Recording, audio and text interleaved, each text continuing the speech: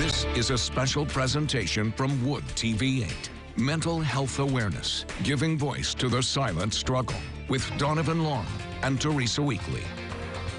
Good evening, everyone. I'm Teresa Weekly. And I'm Donovan Long. Glad you're here. In honor of Mental Health Awareness Month, we committed to helping you face the difficult challenges we all face. Yeah, we want to be a part of the conversation and do our part to break the stigma. Dr. Lisa Lowry, an adolescent medicine specialist from Spectrum Health, will help us with that. She's here tonight to answer your questions. We'll talk with her throughout this broadcast. But first tonight, let's get real. We as men are historically taught to provide, to protect, and to think that crying is weak. That way of thinking took a toll on one man's mental health as he deals with a loss. And it wasn't until he opened his mind and his heart that he found true manhood. Here we go. In a place where results are defined by consistency, Darius Mitchell trains his strongest muscle, his mind. I'm lifting weights and tears are coming down my eyes. I never would have thought in a million years, it would have been him. Mitchell is balancing the weight of losing his brother, Christopher Montgomery. He died by suicide 4 years ago. He died from a broken heart. The grief was overwhelming. It put Mitchell's soul on life support. It was easy for me to say, okay, well, I'll just have an extra drink. But then the extra drink turned into 2 extra drinks. I lashed out. I became a recluse, so my family would call. I never wanted to talk to anybody. Divine intervention changed that. My brother visited me in a dream, Donovan. It was a dream, and, he said, "What are you doing?" Mitchell said he later put down the bottle and picked up therapy. It is an outlet he says men in his circle were never taught to explore, citing what mental health experts call toxic masculinity. It is probably the #1 thing that probably prevents a lot of men from seeking help for mental health issues. The CDC's latest data reveals women are more likely than men to go to therapy. A 2020 survey found more than 12% of women received counseling in the previous 12 months, compared to less than 8% of men. And you would say that gap is due to what? Seeing it as a sign of weakness and not wanting to ask for help because you might be perceived and people might think sometimes that you're crazy. Regardless of perception, Mitchell has found a spotter who helps him bear his weight. I went looking for a therapist and I found a friend. He encourages other men to do the same, knowing that trying to man up can bring any man down. Be okay with being emotional. If you need the help, it doesn't make you less of a man. Social media apps like TikTok have changed the game for teenagers in their mental health. A counselor talked with us about how it can start even younger than that. I bought like over $100 of stuff. Even without direct access, they can never escape it. Children are hearing every day about what's happening on TikTok. Now it's constant. Even if they don't have a phone. Even if they don't have a phone. I've been checking. It has leaked into pop culture everywhere. It's challenges that are putting this societal pressure on kids to fit in or be cool or get that 3 minutes of fame that have fatal consequences, lifelong consequences. Chelsea Wiersema with Humankind Counseling recently handled a case involving a 5th grader who was the subject of a bullying TikTok video. Saying that nobody liked her, encouraging her to self-harm, and the girl didn't have a phone, so her high school sister saw it, shared it with parents, and said, this is a whole TikTok with my sister's face and name. Wiersema thinks schools should get involved in stopping problems like these, but the solution also lies in the conversations at home. I think the parents also have a responsibility of monitoring what their kids are posting. Speak up about it, don't share it or like it, send it to an adult. Show it to your parents so that you're helping be a part of the solution, not the problem. Data shows screen time is changing our children's brains to the point where they're addicted to technology. They're so anxious and they feel like they're withdrawing from a substance even. Signs of technology addiction include constantly withdrawing to their room for screen time, not joining family conversations or dinners, and throwing a fit when you try to take that screen away. That's why it's so important to try to do it at the start of getting your kid a phone or getting your kid a tablet, but it's never too late to go back and have those conversations. Well, we'd like to bring in Dr. Lowry now. Doctor, thank you for being with us tonight. Thank you. Thank you for having me. Sure. As we talk about kids, how can parents use those pediatric well visits that we're supposed to have every year as a springboard into a mental health check? I think every visit, actually every encounter with your healthcare provider should be an opportunity to check in on emotional wellness.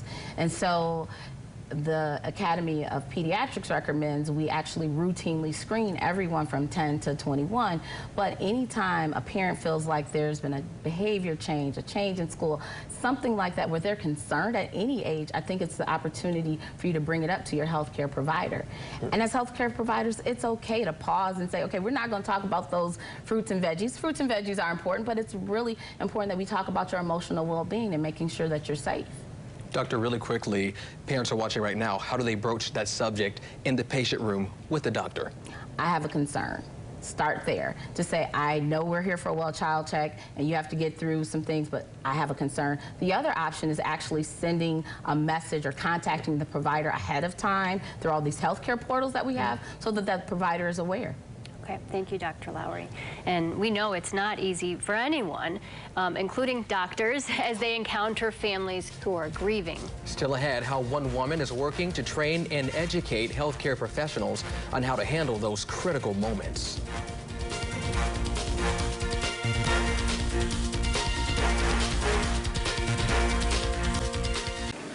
Getting bad news from a doctor is a moment you will never forget, but how they deliver that news can make all the difference. One woman has started offering training to medical professionals in West Michigan for those scenarios. And she knows better than most why the training is so important.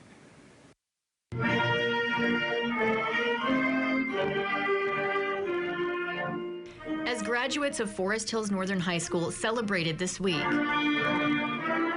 Marcy Larson was in tears.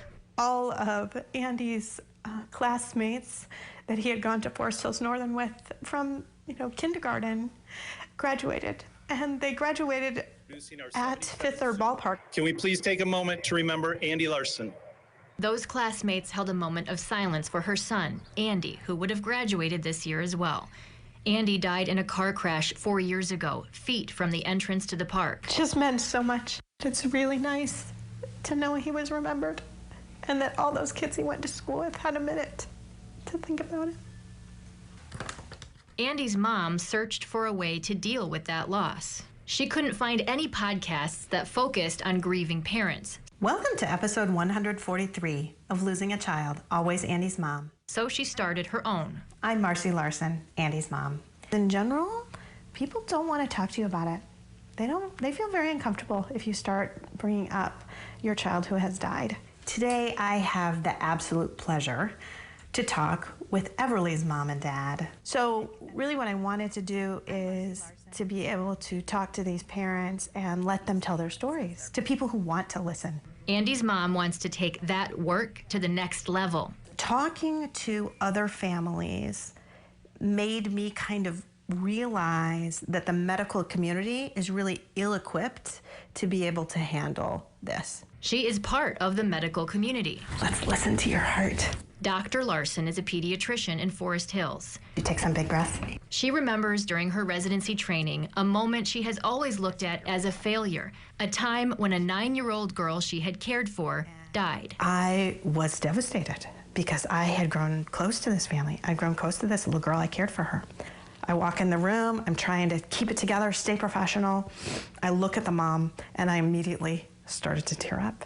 It wasn't until she lost her own son that she realized what her tears meant to that little girl's mom. That mom appreciated the fact that I teared up and was willing to give her a hug that day.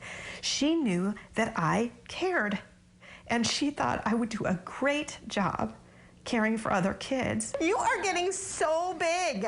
Dr. Larson has started offering lectures for other medical professionals on how to put that kind of care into health care. You are not going to be able to say one thing that is going to make them better.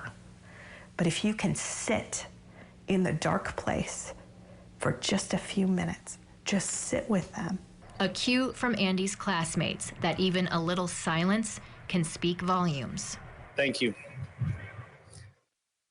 We want to bring Dr. Lisa Lowry with Spectrum Health back in to help answer your questions about this. Yeah, doctor, how can a loved one or friend be a good support system for someone who's struggling out there? Well, I think the first thing you need to do is be aware, but then ask, hey, I've noticed some changes. How can I support you? And do it, we also want to do it in a very non-judgmental, non-confrontational way. And I also recommend that if you're going to be a support system to someone, you make sure that your own mental health is in order, you know, put on your mask first, and then take those opportunities, even if they say, you know, I'm good right now, to routinely check in. Just let them know that you're there for them. Sometimes, I know as someone who has needed that kind of support, you don't want them to ask. What are the easy things you can just do? I think the easiest thing is that I know you, I'm here for you. If you need anything, I'm here for you. And just let them know that they may not be ready to talk at that time, but when they are ready, they're there, you're there for them to lean on. And I think even that kind of routine check-in is very beneficial, especially if it's a close friend or family member. Okay, thank you. Dr. Lisa Lowry with Spectrum Health is here answering these questions with us tonight. Really appreciate it. When you look through the Bible, you always see where God tells us to find counsel. If you're suffering in the sanctuary, faith leaders want you to know you're not alone. Still ahead, why they say you should speak up and consider taking your problems beyond the church. Pastors say believers go to church to lay down their burdens, but they may not always find the relief they're looking for. They encourage worshipers to explore another outlet, one they won't find at the altar. Like the chemistry between these worship singers and their band, the mind must be in tune with the body and the soul. And when one is not taken care of, it impacts another part of your life. If you read the Gospels, as believers, these churchgoers know they must bear their own cross, but they may not realize it's okay to ask Jesus and a therapist for help. When you look through the Bible, you always see where God tells us to find counsel. In fact, he said in Proverbs, where there is no counsel, people fall. But in the multitude of counselors, there's safety. Grand Rapids First lead pastor Sam Reiskogel acknowledges some Christians have historically peddled the theory Jesus is the only therapist worshipers need. When they speak that, they really harm other people and themselves. I just think that people thought all you need to do is pray and God will heal you. According to the National Alliance on Mental Illness, nearly 1.5 million adults in Michigan have a mental health condition. That's more than 7 times the population of Grand Rapids. And still, some church folks treat mental illness like a dirty little secret. We as pastors, leaders in the community, have to normalize giving people the confidence in trusting another voice. It is through other people, Pastor Jathan Austin says, God does some of his best work. We want to hear God from a midst, and he gives us this voice, child, do this. But oftentimes, it's that neighbor next door that has some wisdom, some tools. As Christ followers look for deliverance through songs, signs, and wonders, pastors encourage them to take another route that leads outside the sanctuary. Just start talking. Overcoming mental illness can be taboo in certain communities, and we do have Dr. Lisa Lowry again with us from Spectrum Health to kind of unpack that for us. Yeah, how can people overcome a lot of those barriers? Well, I think it starts with our own communities. And traditionally, especially in our communities of color, it's always considered a dirty little secret, or the fact that you can just deal with it on your own. You know, we're a resilient people. We don't need to seek outside help. And so I think over time, and I'm happy to see it, we've seen a decrease in stigma, a decrease in saying, okay, yeah, it's okay. You can go out and seek help. And so I think that's what's important. I think some of the hesitancy, especially of our our communities of color, is a lot of times they'll say, well, I want a provider that looks like me and can identify with me. And so part of my goal is being part of the community is actually help those people find those resources. And again, sometimes also telling people, you know, you might not need someone that looks like you to actually help you through this situation. In a lot of those same communities, there are financial barriers as well. There are a lot of financial barriers, and I also tell people to look first, depending on their insurance. You don't need a referral. There's a mystery out there that you need a referral from your healthcare provider. A lot of times you don't need that. Do things like look at your community mental health services that are available in each county. And also because of COVID, a lot of employees have employee assistant programs. There's resources like Psychology Today, where you just go on the web and you can look and read. And so there's a lot of resources out there. You might have to do a little searching, and then always you can call your healthcare provider. Usually most healthcare providers have a list of resources and therapists and counselors. Dr. Lowry, really appreciate it. Thank you for being here tonight. Thank you for having me. Of course. A program that started in West Michigan is helping coaches and student athletes be better stewards of mental health. Next, what difference that's already making as the program takes off.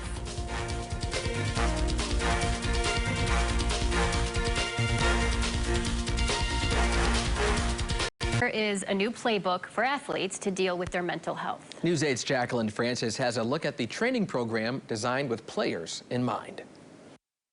It's kind of hard to be talked about, like especially in high school, but it's something that a lot of people struggle with. People are stressed about like expectations with like parents or schools and grades and sports.